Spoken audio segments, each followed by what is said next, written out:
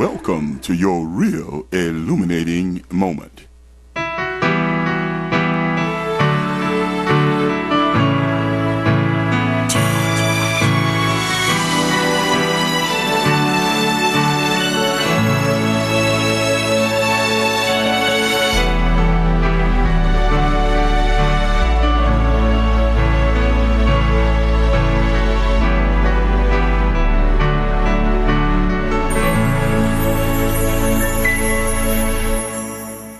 Worshiping Satan's image.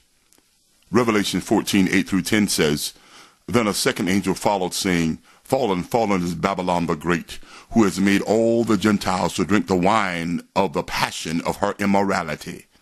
And a third angel followed them, calling in a loud voice, If anyone worships the beast and its image, and receives its mark on his forehead or hand, he too will drink the wine of God's anger, poured undiluted into the cup of his wrath, and he will be tormented in fire and brimstone in the presence of the holy angels and of the Lamb. Are we worshiping Satan's image? Why aren't movie makers making movies about the earthly life and image of Buddha, Muhammad, and the Chinese philosopher Lao Tzu on the same scale that they make and promote their images of God and Christ?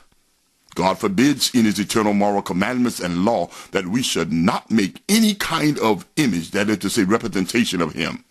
Exodus 20:4. His form is beyond finding out. Anything that mankind and or her religions might imagine about God's image and appearance and form would be offensive. For how can an unholy, criminal-minded, sin-inundated human being give a holy and just accounting and representation of the holy Yahweh? It is impossible. It is always Yahweh who must choose to reveal himself, and it is Yahweh who enables us to see him in spirit and truth without the assistance of mankind. Matthew 17:1-13, Mark 9:2-13.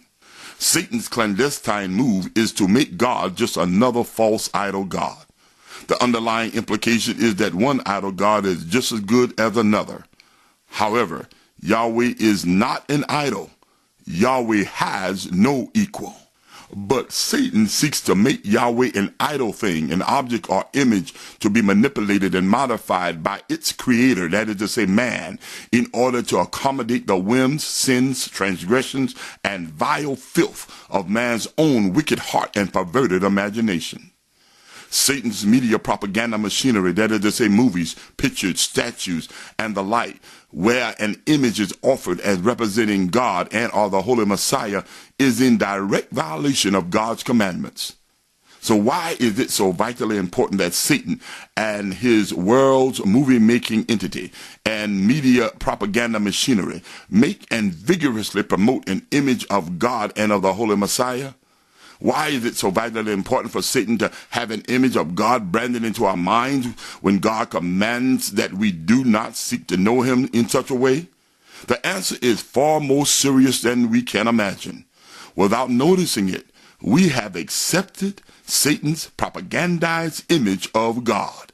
And we are so thoroughly deceived and brainwashed by Satan that we cannot see nor accept the truth about God unless it fits the image that we have about God in our own minds. So why does Satan want everyone to have his image of God in their minds and in their hearts? Could it be that Satan transformed himself to look like God and promote his own image so that we might mistakenly worship him as God? Could it be that Satan pulls off the biggest and most advanced con ever devised and gets the whole world and all who profess Christianity to worship his Christian image, the image of the beast?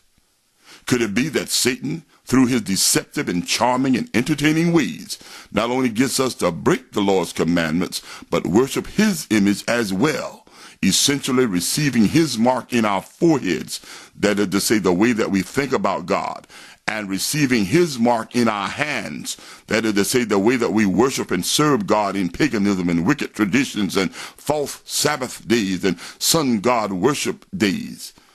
Beware and be aware The end time is now. We are in Satan's deception right now, but we don't have to be a part of it. We do not have to remain in the deception. We do not have to remain in sin. Come out of her, my people. Repent. I'm O.W. Prince, and this has been your real illuminating moment. Keep looking up. Power, purpose on the O.W. Prince Ministries Broadcasting Network.